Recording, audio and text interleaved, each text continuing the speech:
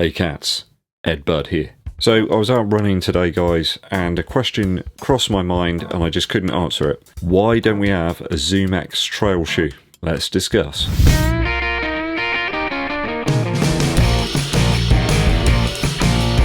Hey cats, thanks for dropping by to EDDBUD Running Shoe Reviews. It's much appreciated. If you're a regular viewer and you haven't yet subscribed, help the channel out by hitting that button and also clicking the bell below for notifications when we launch those new videos for you. It also helps the channel out a massive amount. Give this video a thumbs up like and also share it with your running buddies. Danke schön. So today, discussing why we haven't got a ZOOMX trail shoe.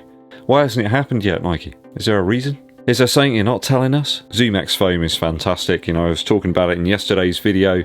The Next% 2 versus the Adios Pro 2. I've always been a fan of ZOOMX since I first tasted its succulent delights. It's fantastic. It's on the feet of almost every top marathon runner out there. But why has it had mixed success in other models?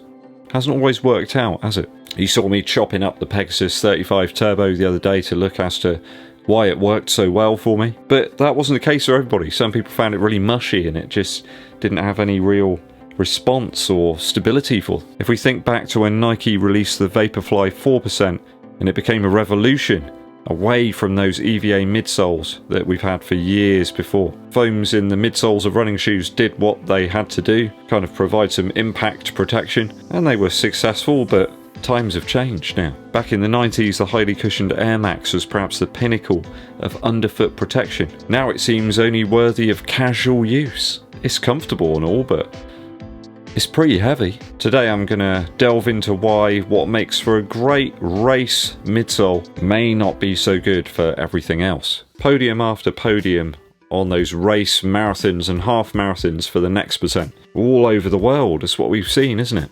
Recently, Kipchoge, Next% 2. He's even dumped his old Alpha Flies. What's going on there? Maybe they just don't cut the mustard for him anymore. We've yet to see Nike transpose that ZOOMX midsole success to a trail shoe. Kind of amazed actually that we haven't seen one yet. It's 2021 and still nothing. I mean, still haven't got the Hyperfly or the Streak Fly, have we? So maybe it takes time to cultivate that precious ZOOMX material from wherever it is that they get it from. I know where they get it from, I'm just being silly. Nike seem to opt for React in pretty much all of their trail lineup right now. The Terra Kaiga, the Wild Horse, and the Pegasus Trail 3 as well.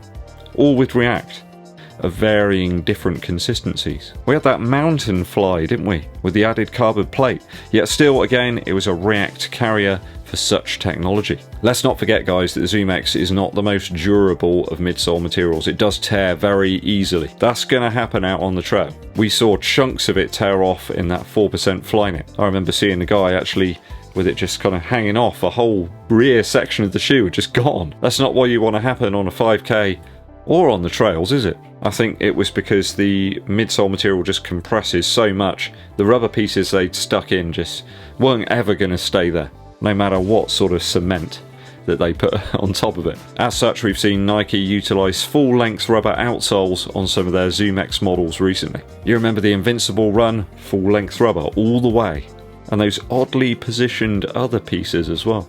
I never could quite work that out, why they were in those specific places. And of course the Vomero 16 as well, another Bowerman style lugfest. And it has that familiar ZOOMX and then full-length rubber squash as well that you get. There's a certain sound. If you've run in a shoe like that, you will know what I mean. Other models that they've released have avoided having exposed ZOOMX at all on the underside of the shoe. And they've opted for a layer of React between the ZOOMX and the outsole rubber. Maybe to help protect and provide a bit of longevity to that very compressive material. We saw the React sections on the heel area of the Tempo Next%, didn't we? Along with thicker rubber in the forefoot to protect the ZOOMX. It was very thick rubber actually, very durable too. That way the React takes the brunt and does all the heavy lifting in the shoe, protects against the harder landings of that more testing terrain, leaving the ZOOMX to produce the cushion just above those Air Zoom pods. Other brands recently have attempted implementation of their flagship foams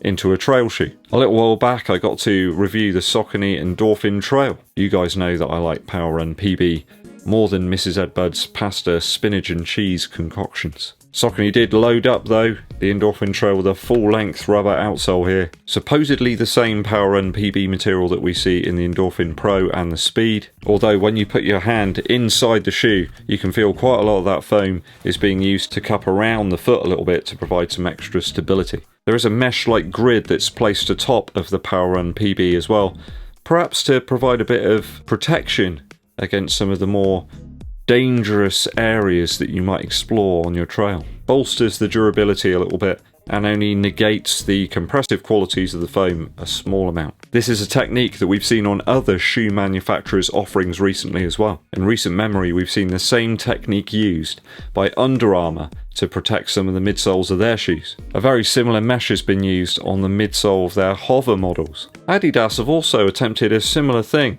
If we think back to the Adizero Pro here, we've got a boost core to the midsole and then Light Strike kind of caging it in. This provided quite a different experience to me than just a straight out boost model. They've done this also on some of their trail shoes recently. I haven't yet to try any of those, maybe you guys have. If you had, let me know what they feel like down in the comments. We've yet to see a Light Strike Pro based trail shoe from Adidas though. Is it a matter of time, or have they decided it's purely a road based midsole material? A total absence of their flagship foam right now in an adventure shoe setting. Do Nike think that Pebax foam is simply too compressive, perhaps too unstable to use in a trail-based shoe? Does the trail setting nullify some of the advantages that Pebax brings? Potentially a very stop-start nature trail running. Different paces, very quick changes in pace as well. Increased reliance more on protection, perhaps impact absorption, and grip as well, certainly in a trail shoe, rather than simply energy return. Could you imagine running on a forest trail complete with dirt, mud, exposed tree roots and uneven camber with just ZOOMX underfoot? Sounds like a recipe for disaster if you ask me. It's important to remember that some of the top trail shoe brands like Salomon, for example, are very keen to try and find some type of balance between cushion and protection. Some of their best top-level shoes actually use much firmer foams and much lower stack heights. I think that's the key here. If we look at a more multi-purpose shoe like the Speedcross 5, for example, that's got a 35mm heel stack, 25mm in the forefoot. That's a lot of heel stack. Of course, you've got to add on all the traditional extras that you would need within a trail shoe.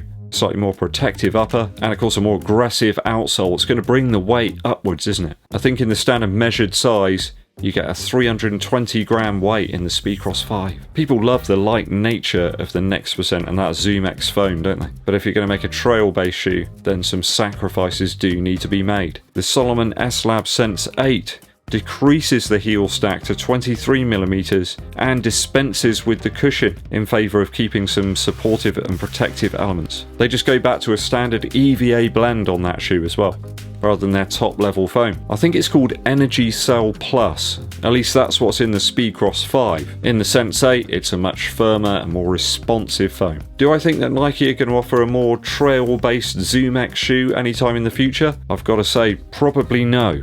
It appears as if they don't see it as a durable enough foam for that purpose. I mean, people are tearing up ZOOMX road shoes and sending them back, and Nike are replacing them, so you can only imagine if they released a trail shoe what would happen. They seem to prefer to use anything other than ZOOMX foam right now in the trail offerings. I mean, the closest thing we've seen is that off-white Tempo Next Percent with the spikes on. I'm joking, I don't think anyone's going to use that on a trail, or to run in really.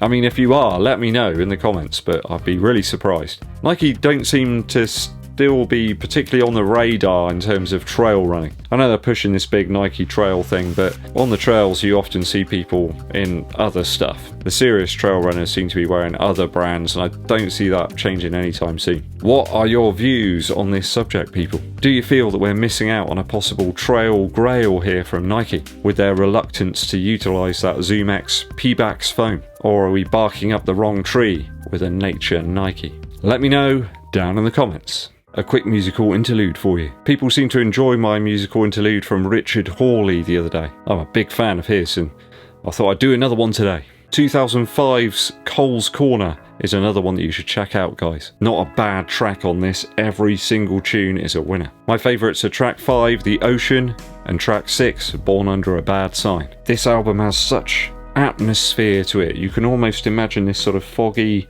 late night setting, amber lights, and this guy waiting there with his bunch of flowers for his sweetheart to turn up. Is she ever going to turn up?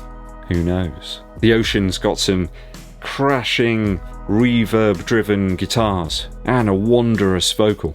Hawley sounds like he's singing to the universe, and Born Under a Bad Sign is very pared down and quiet, like Hawley's just singing the song to you across the other side of the room. Such an intimate sort of sound that can open up as well. That's what I love about Richard Hawley's music. It's not got one gear, it's got about 50. He can crank it up to 11 if he wants to and bring it right back to this nice intimate sort of setting. Do check this one out, guys, from 2005, Richard Hawley's Cole's Corner. Thanks for tuning in, guys, it's much appreciated. If you haven't done so already, please hit that subscribe button and click the bell below for notifications of when we roll those new videos out for you. And it really does help the channel out if you give this video a thumbs up, like, and share it with your running buddies.